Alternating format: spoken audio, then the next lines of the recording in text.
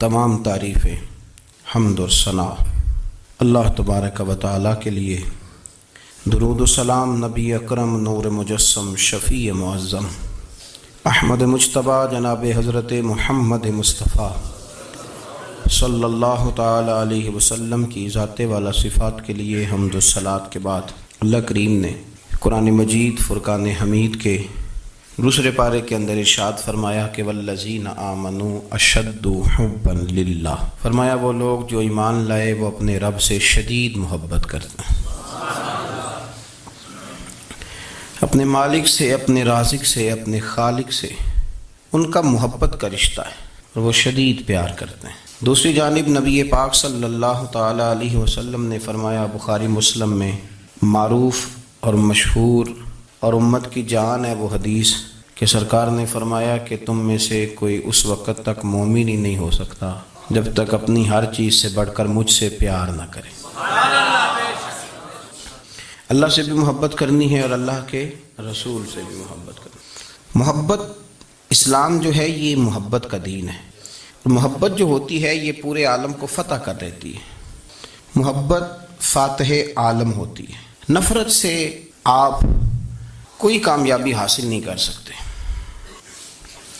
محبت ایک ایسی چیز کا نام ہے جو آپ کو دنیا اور آخرت کی تمام کامیابیاں دے دیتی ہے۔ مومن جو ہوتا ہے نا، مومن اس کا خمیر ہی محبت سے بنایا گیا ہے۔ مشکات میں حدیث ہے، نبی پاک علیہ السلام نے فرمایا قال المؤمن معلف، فرمایا یہ جو مومن ہوتا ہے نا یہ محبت والا ہوتا ہے۔ اور حضور فرمانے لگے اس بندے میں کوئی خیر ہی نہیں، اس میں کوئی بھلائی ہی نہیں جو نہ محبت کرے اور نہ اس سے محبت کی جائے۔ مومن محبت والا ہوتا ہے، الفت والا ہوتا ہے، پیار والا ہوتا ہے، پریم والا ہوتا ہے۔ وہ بندے میں بھلائی نہیں جو نہ پیار کرے اور نہ کوئی اس سے پیار کیا جائے۔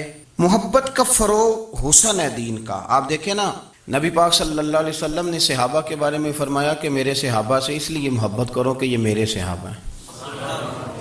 اہل بیت نبوت کا معاملہ آیا تو نبی پاک صلی اللہ تعالی علیہ وسلم نے اپنے اہل بیت نبوت کو چادر کے نیچے چھپا کے اور پھر ہاتھ اٹھا کے کہا، اے اللہ یہ میرے اہل بیت ہیں، میں ان سے محبت کرتا ہوں، تو بھی ان سے محبت فرمانا۔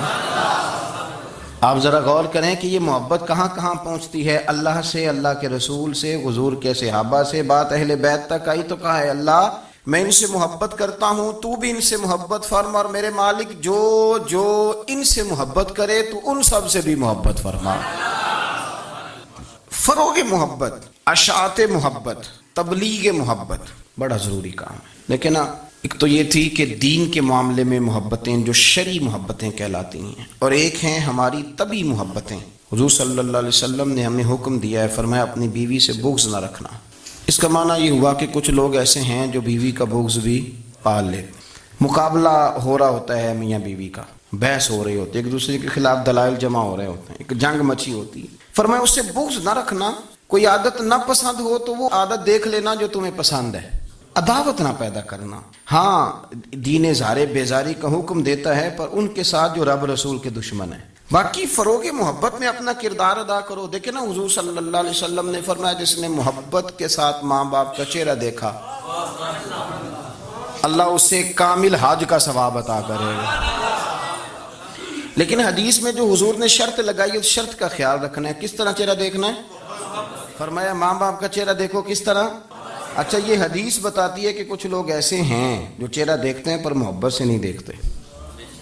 ابا جی کی کچھ باتیں کڑوی بھی لگتی ہیں نا، تو کئی دفعہ کچھ بچے چہرہ دیکھتے ہیں پر محبت سے نہیں دیکھتے، تو حضور نے فرمایا تو محبت سے چہرہ دیکھ، تیرے رسول کا وعدہ ہے رب مقبول حج کا ثواب دے گا۔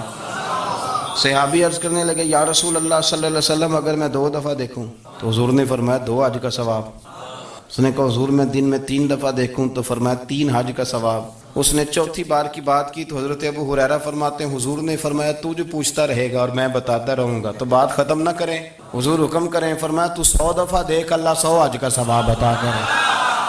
بات کو ختم کرتے ہیں۔ تو جتنی دفعہ دیکھ اللہ تجھے اتنے حج کا، شرط یہ ہے کہ ذرا پیار سے دیکھ، ذرا محبت سے دیکھ۔ نفسیات کا ڈاکٹر بوڑھوں کو نیند کی دوائی کیوں دیتا ہے؟ وہ اس لیے دیتا ہے کہ ان کے بچے انہیں وقت نہیں دیتے۔ بچے کو بہلایا جا سکتا ہے، بوڑھے کو بہلایا نہیں جا سکتا۔ اس لیے کہ جو بوڑھا ہوتا ہے نا اس کے پیچھے پوری ایک داستان زندگی ہوتی ہے، تاریخ ہوتی ہے، وہ کبھی کسی چیز کا مالک رہا ہے، سربراہ رہا ہے۔ اولڈ ہاؤس پاکستان میں تیزی سے اس لیے بن رہے ہیں کہ بچوں کی جو خاص الفت تھی نا ماں باپ سے وہ رہی نہیں، ورنہ اگر ایک والد 6 بچوں کا خیال رکھ سکتا تھا تو 6 بچے مل کے ایک باپ کو بھی تو سنبھال سکتے تھے نا، ماں کا بھی خیال کر سکتے تھے نا۔ محبت کا فروغ جب ہو، آپ ماں باپ کو ٹائم دیں، ان کے پاس بیٹھیں، ان کے ساتھ تھوڑا وقت بتائیں، سارے معاملات ٹھیک ہو جائیں گے۔ ہمارے معاشرے میں نا تیزی سے نفرت کا فروغ ہوا ہے، نفرت کا فروغ۔ پتہ ہے اسلام نے غیبت سے کیوں منع کیا ہے؟ غیبت کا معنی یہ نہیں ہے کہ کسی بندے میں کوئی عیب نہیں پایا جاتا تھا تو آپ نے وہ بیان کر دیا، یہ غیبت نہیں، یہ تو بہتان ہے۔ کسی میں کوئی عیب نہ پایا جائے تو وہ بیان کرنا وہ غیبت نہیں، وہ تو بہتان ہے۔ غیبت کی تفصیل یہ ہے، تشریح یہ ہے، غیبت کی تعریف یہ ہے کہ کسی میں کوئی عیب پایا جاتا تھا، آپ نے وہ اس کی غیر موجودگی میں ڈسکس کیا تو اس کا نام غیبت ہے۔ وہ عیب تھا، آپ سچ ہی بول رہے تھے، آپ ٹھیک کہہ رہے تھے، عیب واقعی تھا، پر اسلام اس کو پسند نہیں کرتا۔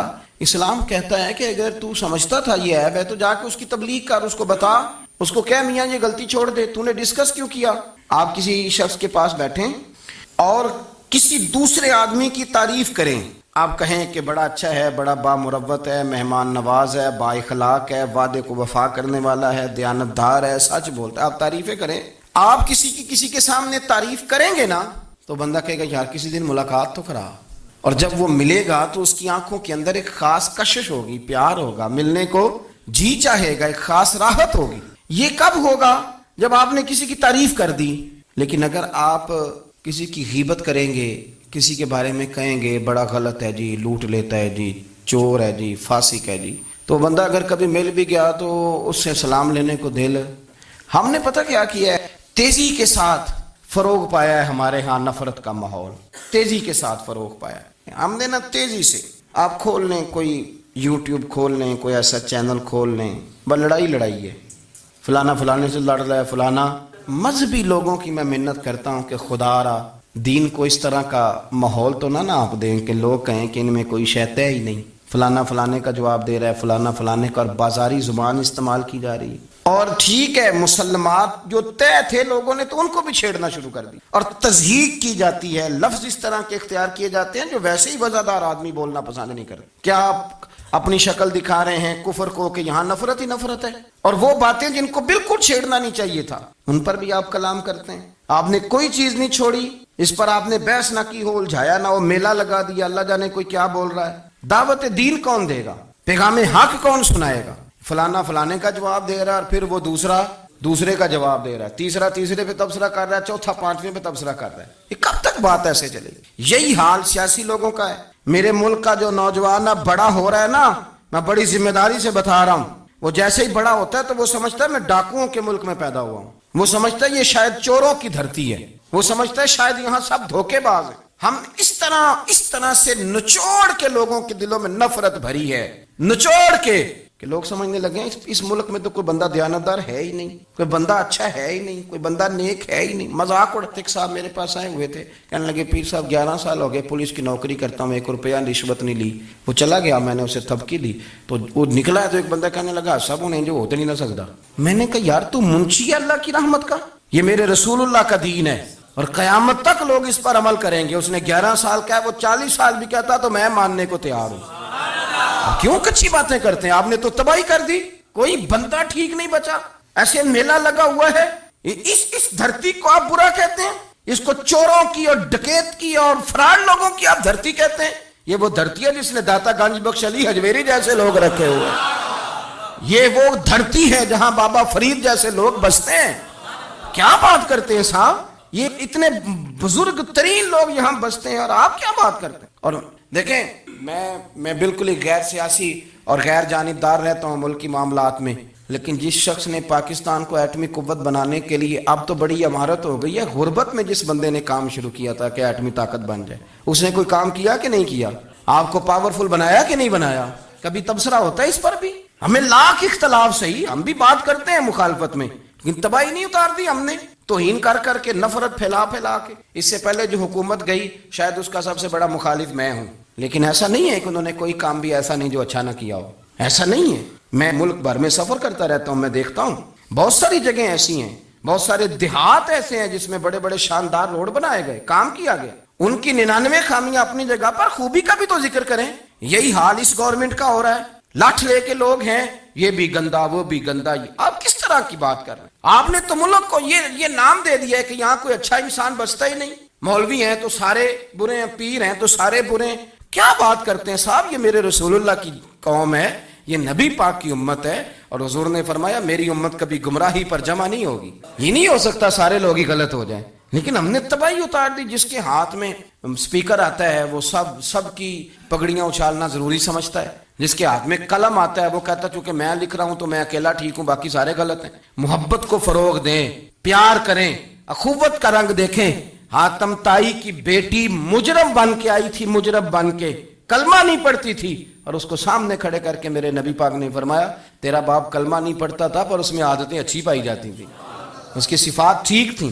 یعنی حضور تعریف کر رہے ہیں، نبی پاک تعریف، اور ہماری زبان گونگ ہو جاتی ہے تعریف کی دفعہ۔ ہم تو جو میری بات مان گیا وہ بندہ ٹھیک ہے، اور جس نے میری بات نہیں مانی وہ بندہ درست ہے، یہ گونگ ہو جاتا ہے ہمارا مزاج۔ اپنی زندگی میں اچھے الفاظ ادا کریں، اولیاء اللہ کے بارے میں، ان لوگوں کے بارے میں جو مسلمہ بزرگ ہیں، ہمارے امت کے مسلمہ بزرگ ہیں، ان کے بارے میں ہم ایسی کمزور باتیں کرتے ہیں جن کا سرے سے کوئی وجود نہیں، سرے سے کوئی داستان نہیں ان لوگوں کی۔ تو یاد رکھیں میرے عزیز، میرے رسول کریم صلی اللہ تعالی علیہ وآلہ وسلم نے جو ہمیں دین دیا وہ محبت والا دین ہے، وہ پیار والا دین ہے، وہ اخوت والا دین ہے۔ اس میں پیار کریں گے، پیار آگے لے کے جائیں گے، پیار کو فروغ دیں گے۔ سنیں حدیث میرے نبی پاک علیہ السلام نے فرمایا قیامت کے دن رب کریم فرمائے گا کہاں ہیں وہ لوگ؟ منادی اعلان کرے گا میدان محشر میں، کوئی آدمی اعلان کر وہ کہاں ہیں لوگ؟ اور تو کس کو ڈھونڈ رہا ہے؟ فرمایا مجھے رب نے بھیجا ہے کہ وہ بندے ڈھونڈ کے لاؤ جو دنیا میں میری رضا کے لیے ایک دوسرے سے محبت کیا کرتے ہیں۔ وہ بندے ڈھونڈ کے لاؤ، بندے ڈھونڈے جائیں گے۔ یا رسول اللہ رب ان کا کیا کرے گا؟ تو نبی کریم صلی اللہ علیہ وسلم فرمانے لگے رب فرمائے گا تم دنیا میں میری رضا کے لیے ایک دوسرے سے پیار کرتے تھے، آج میرے عرش کے سائے کے علاوہ سایہ کوئی نہیں، آج میں تمہیں اپنے عرش کے سائے میں جگہ عطا کروں گا۔ میری رضا کے لیے پیار کیا تم نے، میری رضا کے لیے محبت۔ خدا را تھوڑا تھوڑا لوگوں سے پیار شروع کریں۔ آپ یقین کریں وہ پولیس والے سے آپ کہیں نا کہ تو اپنا رویہ ٹھیک کر، تو کہتے تو انہوں پتہ نہیں بندے کس طرح دا ساڑھنا سلوک کرتے ہیں۔ وہ بھی مطمئن ہے، وہ کہتا ہے اگر میں گالی گلوچ کر رہا ہوں تو میں ٹھیک کر رہا ہوں۔ وہ کہتا ہے یہ لوگ لائے کیس ہیں۔ آپ دیکھ لیں، آپ سمجھ لیں چیزوں کو۔ میں نے ڈاکٹر صاحب سے کہا کہ تھوڑی سی آپ لوگوں سے شفقت کریں، غریب لوگ آتے ہیں تو کہتے ہیں مفت دوائی دیں تو یہ بیچ دیتے ہیں جا کے۔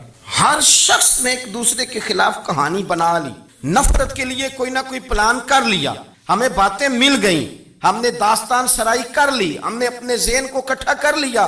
مجھے بتلاؤ نا یار، اگر رسول کریم صلی اللہ علیہ وسلم اور باقی انبیاء بھی قوموں کے بارے میں یہ سوچتے کہ یہ بڑے ظالم ہیں، یہ بڑے چور ہیں، یہ بڑے ڈکیت ہیں، یہ بڑے غاصب ہیں، یہ کافر ہیں، منافق ہیں، تو بھلا ہو سکتا تھا، لوگوں کا فائدہ ہو سکتا تھا۔ وہ لوگ بڑے بڑے سخت گیر تھے، پر محبوب نے فرمایا وہ جو کریں گے وہ ان کا انداز ہے، اور ہم جو کریں گے وہ ہمارے رب نے ہمارے ذمے لگا کے بھیجا ہے۔ اپنی زندگی میں تلاش کریں اور پیار کریں اور اچھے لفظوں سے لوگوں کو یاد کریں اور خوبصورت لہجہ اختیار کریں اور ٹھنڈی اور اچھی باتیں کرنے کی کوشش کریں، اللہ کی رضا کے لیے، اللہ کی رضا کے لیے، اللہ کے بندوں سے پیار۔ یارو دیکھو، عورت ہو طوائف، زندگی ساری بیت جائے گناہوں میں، لیکن میرے نبی پاک فرماتے ہیں وہ رب کی رضا کے لیے کتے سے بھی پیار کر لے تو رب اسے جنت عطا کر دیتا ہے۔ تو کتے کو پانی پلا گئی، پر پلا گئی نا اللہ کی رضا کے لیے، اسے کوئی فائدہ تو نہیں تھا نا، وہ اللہ کی رضا کے لیے پلا گئی، تو رب کریم نے اس کے سارے گناہوں کو، کسی سے پیار تو کریں، خدا را کسی سے پیار تو کریں۔ اس سال میرے گاؤں کے میلے کی بھیڑ میں جو گم ہوا وہ ایک بھکارن کا لال تھا، اس غریب کو تلاش تھی متاع خلوص کی، اور مخلوق چپ رہی کہ یہ مشکل سوال تھا۔ یار کوئی شخص ایسا بچا ہی نہیں جس سے لوگ امید کریں، توقع کریں کہ مجھے یہ اپنا کندھا دے گا میں سر رکھ کے رو لوں گا۔ کوئی ایک ایسا شخص ملا ہی نہیں جس کے بارے میں لوگ کہیں کہ بڑا مخلص ہے یار۔ اتنی بڑی میرے محبوب کی امت، ہر حکومت غلط، ہر شخص غلط، ہر بندہ برا، ہر جماعت بری، اللہ کی رضا کے لیے کچھ لوگوں کے لیے فروغ محبت کا بھی فریضہ سر انجام دیں۔ کیسے لوگوں کو یہ بات سمجھائی جائے؟ حضرت ابو ادریس خولانی رضی اللہ تعالیٰ عنہ تابعی ہیں، حافظ منذری نے ترغیب و ترہیب میں لکھا ہے، فرماتے ہیں کہ حضرت ابو ادریس خولانی کہ میں دمشق کی جامع مسجد میں گیا تو میں نے ایک چمکدار چہرے والا، سیاہ داڑھی والا چمکتے دانتوں والا خوبصورت نوجوان نبی پاک کی حدیثیں بیان کرتا دیکھا. اس کے چاروں جانب حضور کے غلام بیٹھے تھے. میں نے ایک شخص سے کہا یار بڑا حسین چہرہ ہے, بڑا ہی خوبصورت انداز ہے, کون ہے بندہ؟ انہوں نے کہا آپ نہیں جانتے, یہ صحابی رسول حضرت معاذ ابن جبل ہے رضی اللہ تعالی عنہ. حضرت معاذ ابن جبل کا انتقال بھی کوئی 40 سال کی عمر سے پہلے ہو گیا تھا, لیکن ان پر حضور کا اعتماد اتنا تھا کہ حضور نے اپنی حیات ظاہرہ میں گورنر بنایا انہیں صبح. چمکدار دانت, حدیثیں بیان کر رہے ہیں. حضرت ابو ادریس خولانی رضی اللہ تعالیٰ عنہ کہتے ہیں رش بڑا تھا. میرے دل میں خواہش ہوئی کہ آج تو لوگ زیادہ ہیں, کل آؤں گا ملاقات کروں گا. کہتے ہیں اگلے دن میں اپنی طرف سے سب سے پہلے گیا, پر حضرت معاذ ابن جبل تو مجھ سے پہلے مسجد میں موجود, اور وہ نفل پڑھ رہے تھے, اللہ اللہ کر رہے تھے. تو میں نے ان کے ساتھ سلام لی. فرمانے لگے کیسے آئے ہو؟ تو میں نے کہا حضور کل آپ کو دیکھا ہے, آپ کی باتیں سنی ہیں, تو گویا آپ کا تو چہرہ ساری رات میری آنکھوں کے سامنے رہا, تو میں تو سویرے زیارت کی غرض سے حاضر ہوا ہوں. اللہ کی رضا کے لیے مجھے آپ اچھے لگیں, اللہ کی رضا کے لیے. کوئی بندہ ایسا بھی تو ہو نا, کوئی غریب, کوئی مسکین, کوئی عالم, کوئی صوفی, کوئی درویش, کوئی ذاتی تعلق نہ ہو, تعلق کیا ہو؟ اللہ کی رضا. آپ مجھے اچھے لگیں. حضرت سیدنا معاذ ابن جبل فرمانے لگے واقعی ایسا ہی ہے؟ حضرت کی حضور بالکل ایسا ہی ہے. تو فرماتے میں نے چادر لی ہوئی تھی, حضرت معاذ ابن جبل نے میری چادر کو پکڑ کے کھینچا, فرمایا پکی بات کر یار.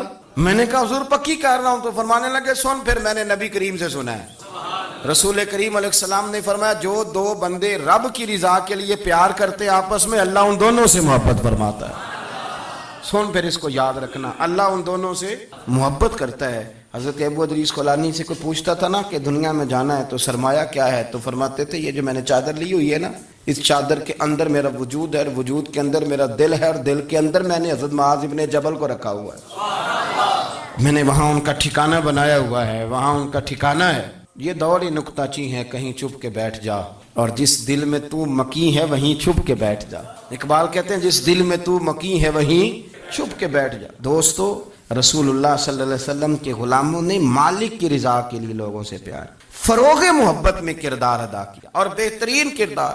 آپ اپنی زندگی میں کچھ چیزیں ایسی بنائیں جن میں فقط اللہ کی رضا کے لیے محبت, خالق کی رضا کے لیے پیار, خالق کی رضا. آپ یقین کریں اگر تھوڑا تھوڑا کر کے ہم اس محبت کو فروغ دیں نا اپنے دلوں میں, تو بہت سارے بادل چھٹیں گے. ہم نے نا وہ تیزی سے دولت کو, لالچ کو, میں اکثر کہتا ہوں کہ میاں بیوی کا جو رشتہ ہوتا ہے نا, اس کو اللہ پاک نے نا قرآن پاک میں اپنی نشانیوں میں سے ایک نشانی قرار دیا ہے. ان دونوں کی وجہ سے گھر چلنا ہے, بچوں کی پرورش ہونی ہے, نظام زندگی. آپ گھر سکون کے لیے جاتے ہیں, اطمینان کے لیے. آپ اپنے گھر کے اندر جیسے بھی ہوں, آپ کہتے ہیں یہاں مجھے کوئی پریشانی, یہ میرا اپنا بیڈ ہے, اپنا بستر ہے. لیکن اگر اسی رشتے میں جب آپ بیج بوئیں تو سب سے پہلے دولت کا بوئیں. اگر لڑکے والے یہ لالچ کرتے ہیں نا لڑکی کیا لے کے آئے گی, تو لڑکی والوں کا بھی لالچ ہوتا ہے کہ لڑکا کماتا کیا ہے. ان کو بھی پتا ہوتا ہے کہ کتنے پیسے لاتا ہے, کیا کمائی ہے, کتنا کچھ جھاڑو پھیر لیتا ہے. آپ نے جب بنیاد یہ رکھی, مجھے دیانتداری سے بتانا کہ پورا نیک ہو, پورا شریف ہو, پورا پرہیزگار ہو, لیکن دولت صحیح نہ کماتا ہو تو رشتہ آسانی سے ہو جاتا ہے. وہ بس سارا کچھ ٹھیک ہے, صرف کمائی تھوڑی سی کم ہے, وہ مشکل سے گزارا ہوگا. وہ کہتے ہیں نہیں جی نہیں, بھوکے تو نہیں نہ مرنا. کیوں؟ ہم نے اس کے اندر جب دولت کو شامل کر لیا, آ گئی دولت, تب جس رشتے کی بنیادی دولت پہ ہوگی وہاں آپ وفا تلاش کریں گے, وہاں آپ خلوص تلاش کریں گے, وہاں ہم للہیت تلاش کریں گے. اللہ کرے ہو جائے, لیکن وہ ہمارے مائنڈ سیٹ میں یہ بات ہوتی ہے کہ یہ جو معاملہ ہے یہ گڑبڑ ہے. اگر رضا الہی مقصود ہو, اگر اللہ کی رضا مقصود ہو. حضرت فاطمہ بنت قیس ایک صحابیاں تھیں, انہیں طلاق ہو گئی. ان کے لیے دو رشتے آئے, ایک حضرت عبد الرحمن ابن عوف کا مالدار ترین آدمی تھے, اور ایک حضور کے غلام تھے, وہ بڑے غریب تھے, مسکین تھے. ان کے والدین کی خواہش تھی کہ عبد الرحمن ابن عوف سے شادی ہو جائے, وہ بھی تو بڑے نیک ہیں, پارسا ہیں, عشرہ مبشرہ ہیں. حضرت فاطمہ بنت قیس نے کسی بندے کی ڈیوٹی لگائی, کہنے لگی پتہ کرو نبی پاک کی رضا کیا ہے, حضور کی رضا کدھر ہے. تو پتہ چلا حضور کی خواہش غریب کی طرف ہے. تو وہ خاتون اپنے ماں باپ کو کہنے لگی میرا نا اس غریب سے رشتہ کرا دو. انہوں نے کہا پتر, بیٹیوں کے بارے میں ماں باپ بڑے احساس ہوتے ہیں, ہم چاہتے ہیں کہ عبد الرحمن ابن عوف مالدار ہے تو وہ بھی تو نیک ہے نا, حضور نے دنیا میں جنت کی بشارت دی, اور ان کا بڑا اعزاز ہے, حضور نے ان کے پیچھے نماز پڑھی, بڑا مرتبہ بڑا مقام والا صحابی ہے, وہ تو غریب آدمی ہے, اور پھر حضور نے حکم تو نہیں نہ دیا, خواہش کا اظہار کیا ہے. اس بی بی کے جملے بڑے شاندار ہیں. کہنے لگی آپ مجھے اللہ کی رضا کے لیے نا میرے نبی کے حوالے کر دیں, مجھے امید ہے اللہ رسول مجھے کبھی ضائع نہیں فرمائیں گے, مجھے حوالے کریں رسول کائنات. چھوڑے کو ضروری ہے دنیا داری ہر طرف دیکھنا, کہیں کوئی کام ایسا بھی تو ہو نا جو محبت کے زور پہ ہو, جو محبت کے لیے ہو. کوئی ہمارے پاس بڑے سارے لوگ آتے ہیں, بڑے سارے لوگ آتے ہیں اور ہم اس قابل بھی نہیں جتنے لوگ آ جاتے ہیں. میں صحیح کہہ رہا ہوں, بالکل کوئی حیثیت نہیں 1% بھی. جب پلٹ کے دیکھتے ہیں تو شرم آتی ہے کہ یار اتنی دور سے بندہ چل کے آ گیا, اس کو کیسے سمجھائیں, کس طرح کر کے. تو ایک آدھ دن پہلے ایک بزرگ آ گئے اور وہ اچھے صاف ستھرا ان کا مزاج تھا, بڑے شاندار. تو میں زیارت کے لیے ہوں, تو میں نے کہا زیارت شیارت والا تو کھاتا کوئی نہیں, چلو آپ آ گئے ہیں تو کوئی حکم کریں. تو کہنے لگے کوئی حکم نہیں, میں اللہ کی رضا کے لیے آیا ہوں. یہ کوئی تقریر نہیں تھی, کوئی خطبہ نہیں تھا, نہ ان کے سامنے سپیکر تھا, نہ وہ شور کر رہے تھے, نہ وہ نعرے لگوا رہے تھے, نہ وہ ہاتھوں پہ ہاتھ مار رہے تھے. اور اس بندے نے کہا اللہ کی رضا کے لیے آیا ہوں, تو وہ بھی رو پڑے تو میں بھی رو پڑا. ختم ہو گئی بات. اب بات کو سمجھیں, یہ اتنا تگڑا رشتہ ہے نا یار. کسی رشتے کے بیچ برادری ہوتی ہے, کسی رشتے کے بیچ خاندان ہوتا ہے, کسی رشتے کے بیچ قبیلہ ہوتا ہے, کسی رشتے کے بیچ رنگ نسل ہوتی. وہ کتنا تگڑا رشتہ ہے کہ دو بندوں کا رشتہ ہو, ایک بیچ میں خدا ہو, دوسرے محمد مصطفیٰ ہو. آپ کتنا اسے مضبوط رشتہ سمجھیں گے جس کے بیچ اللہ رسول ہو. اتنا تگڑا رشتہ, اتنا مضبوط تعلق, اتنی وسعت اس کے اندر. اللہ کی رضا کے لیے حضرت موسیٰ کلیم اللہ علی نبینا علیہ الصلوۃ والسلام سے رب کریم نے فرمایا, کہا اے موسیٰ میری رضا کے لیے بھی کوئی کام کیا ہے؟ حضرت موسیٰ علیہ السلام نے عرض کی یا اللہ میں نے تبلیغ کی. تو فرمایا وہ تو آپ کی ذمہ داری تھی. امام غزالی نے روایت لکھی ہے, اے اللہ میں نے آپ کے تمام احکامات پہ عمل کیا, موسیٰ وہ تو آپ نے کمال کیا, اللہ کے پیغمبر ہیں, تو میری رضا کے لیے تو یا اللہ تیری رضا کے لیے کیا ہے؟ تو رب کریم نے فرمایا کسی بندے سے صرف اس لیے پیار کیا ہے کہ وہ اللہ کا بندہ ہے, فقط اس لیے پیار کیا ہو کہ وہ اللہ کا بندہ ہے, فقط اس لیے. میرے عزیز آپ بات کو سمجھیں, زندگی میں فروغ محبت پر کچھ کام کریں, کچھ تھوڑا سا کوشش کریں گرد جھاڑنے کی, کچھ گرد جھاڑنے کی. ہم نے نا ایک سٹیٹس بنا لیا ہے. اب تو مسلمان پہلے فرقوں میں بٹے, قبیلوں میں بٹے, اب شہروں میں بٹ گئے. آپ کبھی گجرانوالا کے لوگوں سے پوچھو نا گجرات, تو کہتے ہو گجرات والے تو اللہ بچائے, کہتے ہیں کہ نہیں. گجرات کے لوگوں سے پوچھے گجرانوالا, تو کہتے ہوتے کھاندے ہی بڑا نہیں, کس کی بات کر رہے ہیں. تو گجرانوالا والوں سے پوچھیں لاہور والے, کہتے توبہ لاہوریا جی. صحیح کون ہے؟ کوئی بھی نہیں. کیوں؟ اس لیے کہ ہم نے ہر شہر کے لیے کہاوت بنا لی ہے. میں صحیح کہہ رہا ہوں, ہر قبیلے کے لیے کوئی نہ کوئی. یہ ہم نے ظلم کیا اپنی جان, یہ ہم نے زیادتی کی. کہانیاں بن گئی, کہاوتیں بن گئی, شہروں کے لیے, علاقوں کے لیے, قبیلوں کے لیے. مقصود کیا تھا؟ کسی طریقے سے نفرت پروان چڑھے. کھانا ہے نا, کھانا تو آپ جو کھانا کھاتے ہیں وہ اپنے ذائقے کے مطابق کھاتے ہیں. سندھ کے لوگ جو کھانا کھاتے ہیں وہ اپنے, آپ کا کوئی حق نہیں آپ ان کے کھانے پر تنقید کریں, اس لیے کہ ان کا ذائقہ وہ ہے, اور ان کا بھی کوئی حق نہیں وہ آپ کے کھانے پر تنقید کریں, اس لیے کہ آپ کا ذائقہ. لیکن طنز کرتے ہیں. جو بات سمجھانا چاہتا ہوں وہ یہ ہے کہ ہم طنز کرتے ہیں, تنقید کرتے ہیں.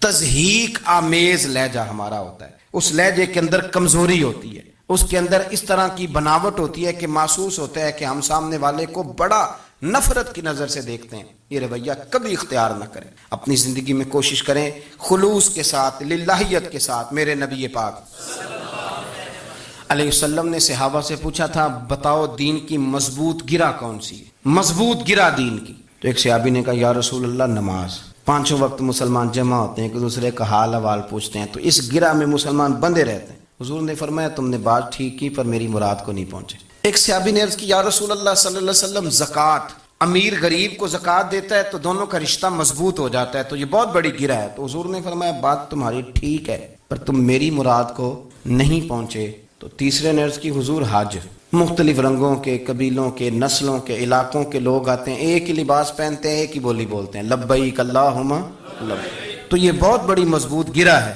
نبی پاک صلی اللہ علیہ وسلم نے فرمایا بات تمہاری ٹھیک ہے پر تم میری مراد کو نہیں پہنچے. تو صحابہ نے عرض کی حضور پھر آپ ہی بتا دیں کہ اسلام کی مضبوط گرہ کون سی ہے جس میں مسلمان جڑ جائیں گے. تو نبی پاک نے فرمایا مضبوط گرہ محبت ہے. اللہ کی رضا کے لیے پیار کرو, لوگوں سے پیار کرو. کوئی بندہ پھر تمہیں تلخ بھی ملے گا نا, تو تم چونکہ اس کے لیے نہیں کر رہے, اللہ کے لیے کر رہے, تو پھر تمہارے لیے سہنا بھی آسان ہو جائے گا, دیکھنا اور پرکھنا بھی آسان ہو جائے گا. رضائے الہی کی خاطر لوگوں کا پیار. بخاری مسلم میں ہے, نبی پاک علیہ السلام نے فرمایا ایک شخص اپنی بستی سے چلا لمبے سفر پہ دوسری بستی جانے کے لیے, تو رستے میں فرشتہ ملا انسانی شکل میں. اس نے پوچھا کہاں جا رہے ہو؟ اس نے کہا اپنے بھائی سے ملنے جا رہا ہوں۔ فرشتہ پوچھنے لگا اس کا کوئی احسان ہے تمہارے اوپر، کوئی لین دین ہے؟ اس نے کہا نہیں۔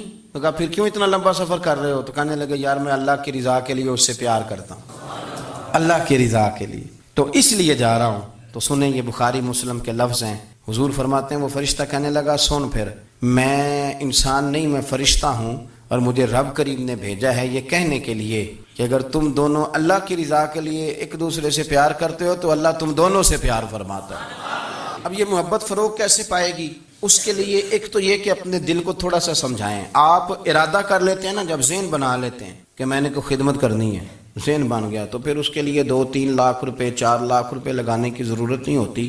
پھر بندہ سٹاپ پہ کھڑے ہوئے کسی بابا جی کو پوچھتا ہے کہاں جانا ہے، تو کہتے ہیں میں نے ذرا یہاں قریب ہی جانا ہے، رکشہ تلاش کر رہا ہوں۔ تو آپ کا ذہن بن گیا نا خدمت کرنے کا، تو موٹر سائیکل پہ بٹھایا تو گھر چھوڑا ہے، واپس آئے تو دل بڑا ٹھنڈا تھا۔ لیکن آپ یہ بھی کہہ سکتے تھے کہ بابا جی بچے کیا کرتے ہیں سعودی عرب میں، تو یہ 200 روپیہ رکشے کو دیں گھر چھوڑ آتا ہے، بچے اتنا کماتے کس لیے؟ دونوں باتوں میں فرق ہے۔ میری بات کی سمجھ آ رہی؟ آپ اللہ کی رضا جب اپنا لیتے ہیں تو پھر کوئی کہانی جنم نہیں لیتی، لیکن جب یہ رنگ نہیں ہوتا پھر کہانیاں ہیں، پھر داستانیں ہیں، پھر بڑے بڑی باتیں، پھر بڑے بڑے لمبے لوگوں کے پاس پلاننگ ہے۔ اس طرح نہ کریں، پیار تقسیم۔ اور ایک تو یہ کہ خود اپنے دل میں اچھی سوچیں رکھیں، دوسرا یہ کہ لوگوں کو بھی کہیں۔ جب آپ کے سامنے لوگ بات کر رہے ہوتے ہیں نا، میرے سامنے ایک صاحب نے کہا کہ وہ ہمارے جو محلے کی مسجد ہے نا اس کا خزانچی مولوی صاحب کے ساتھ مل کے 40 لاکھ روپیہ کھا گئے۔ میں نے اسے کہا یار بڑی پکی فگر یاد ہے تجھے، پورے 40 لاکھ ہی کھا گئے اور طے۔ تو میں نے کہا کوئی اس کی دلیل؟ کہنے لگا جی وہ بڑے پیسے کھائے ہیں، سب کو پتہ ہے۔ میں نے کہا سب کو پتہ ہونا کام نہیں، اس پر باقاعدہ شرعی گواہ ہونے چاہیے، کہہ دیتے ہیں نا ہم۔ میں نے اسے کہا کہ چلو چھوڑو ساری باتیں، تم نے کتنے دیے تھے؟ کہنے لگا میں نے تو کوئی نہیں دیا۔ تو میں نے کہا اگر تو نے کو دیا تو چل میرے ساتھ، میں تیرے تو واپس کراؤں، اور اگر تم نے نہیں دیا تو پھر اللہ سے ڈر۔ اس لیے کہ بہتان بڑا سخت جرم ہے، صبح قیامت اس کا بڑا سخت حساب دینا پڑے۔ اللہ سے ڈر۔ یہی حال ہماری اخباریں کرتے ہیں، جس کے اوپر مرضی جو مرضی ڈال دیا، کون سا کسی نے پوچھنا ہے؟ صحیح کہہ رہا ہوں میں؟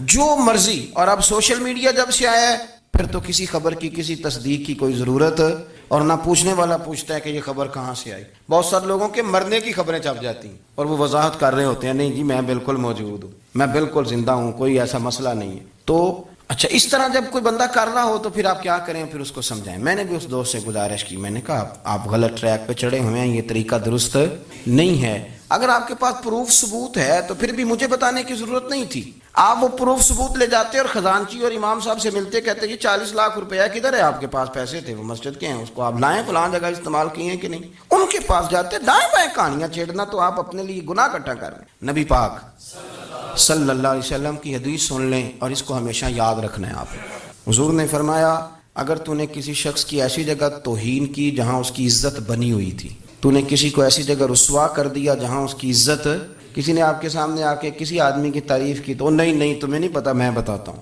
حضور فرمانے لگے اگر تم نے کسی شخص کی ایسی جگہ توہین کی جہاں اس کی عزت بنی ہوئی تھی تو رب بھی تمہیں اس جگہ رسوا کرے گا جہاں تمہاری عزت بنی ہوئی ہو۔ اللہ کی رضا کے لیے ایک تو خود پیار کریں، دوسرا لوگوں کو بھی سمجھائیں، قائل کریں کہ یار یہ انداز درست نہیں ہے، تجھے تحقیق نہیں پوری بات کی، تو تحقیق کر۔ دعا کرتا ہوں اللہ میرے ملک کو، میرے وطن کو، امت مسلمہ کو محبت، پیار اور خلوص کی توفیق عطا فرما دے۔ آخر دعوانا الحمد۔